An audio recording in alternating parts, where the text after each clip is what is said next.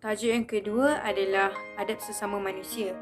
Berlemah lembut antara satu sama lain amatlah digalakkan dalam Islam, dan Allah SWT dan Rasulullah SAW menyukai orang yang berlemah lembut terhadap orang lain.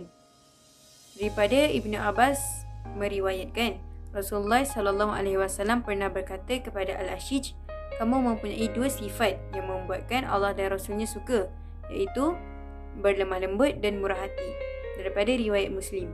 Ada satu kisah ni.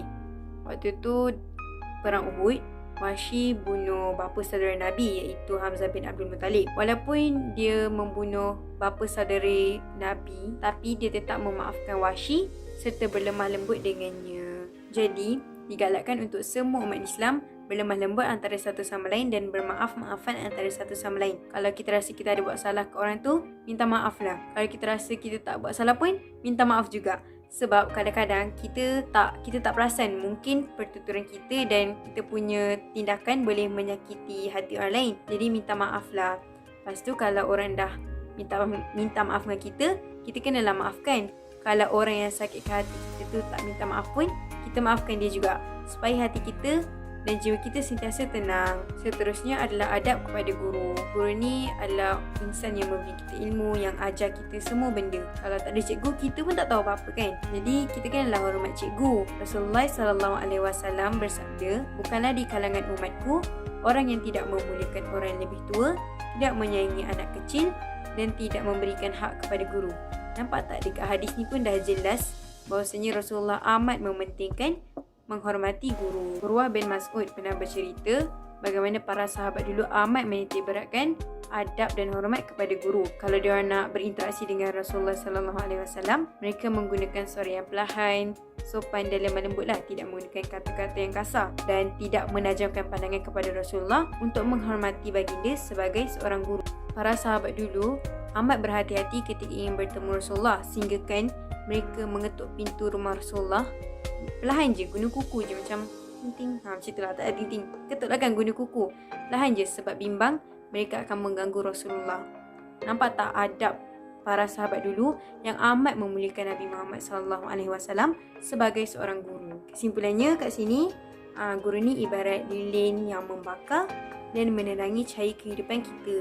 Tanpa guru, siapalah kita kan? Cikgu yang bagi ilmu. Kalau kita tak ada ilmu, kita tak berjaya. Jadi, hormatilah guru dan jaga adablah dengan guru. Yang terakhir, adab dengan orang tua dan orang muda. Kita hendaklah menghormati orang yang lebih tua. Contohnya macam memberi pertolongan jika diperlukan. Contoh kalau mak kita suruh kita masak, suruh kita keluar rumah, basuh baju semua, kita tolonglah. So, yang kedua, bercakap dengan lemah lembut. Guna perkataan yang elok-elok dan tidak meninggikan suara kepada mereka. Yang ketiga, memberi keutamaan dalam apa-apa situasi. Maksudnya macam kat bas ke, dekat stesen LRT, MRT ke, kita yang ada dekat situ kita bagilah mereka yang duduk, bagilah orang yang lebih tua duduk, untuk tanda kita menghormati mereka. Untuk golongan yang muda ni, kita kenalah sayangi diorang, jangan zalimi diorang. Macam sekarang kan ada ibu bapa yang sanggup dera anak sendiri.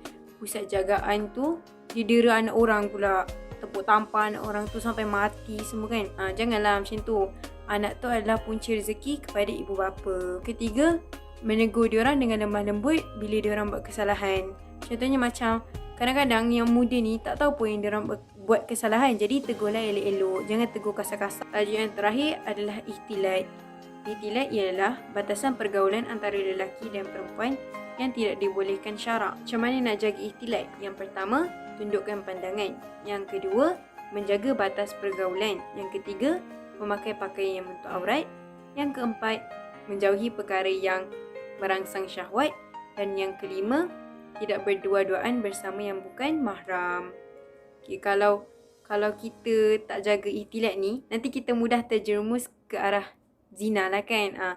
Lepas tu boleh menggunakan fitnah. Antara isu yang timbul bila berkaitan dengan ihtilat ni adalah couple tak jaga batas kat media sosial. Lepas tu berani post gambar boyfriend girlfriend kat media sosial kan. Tak jaga batas kat media sosial tu macam chat sweet-sweet, chat love-love lah, benda semua kan. Lepas tu on call malam-malam. Berani post gambar boyfriend girlfriend ataupun chat tu sebenarnya tu aib tau, sebab couple kan dosa. Jadi kalau kita post tu dikira aib. Jadi tutuplah aib kita serapatnya. Kalau boleh tak payah pun couple, tak payah pun ada apa-apa hubungan dengan ajnabi, dan jagalah diri kita supaya tidak mudah terjerumus ke arah zina. Sampai situ saja penerangan saya pada hari ini. Alhamdulillah, dan semoga apa yang saya sampaikan dapat memberi manfaat kepada kamu semua dan diri saya sendiri. Sekian, terima kasih. Assalamualaikum.